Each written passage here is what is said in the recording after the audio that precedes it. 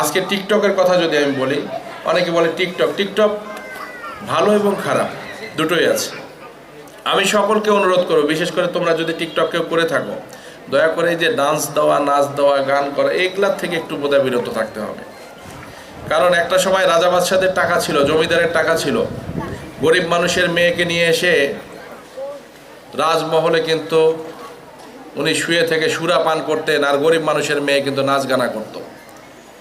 প্রত্যেকটা জিনিসের opposite reaction আছে। আমার কাছে কেন জানি মনে হয় যে টিকটকের মাধ্যম আল্লাহ এই কারণে মানুষের মাথায় দিয়েছে যে বড় লোকের এখন সন্তানেরা, সুন্দর সুন্দর মেয়েরা নাচ গান করবে, গরিব ধনী সবাই দেখতেছে এখন। ঠিক বোঝেন না এই কথাটা?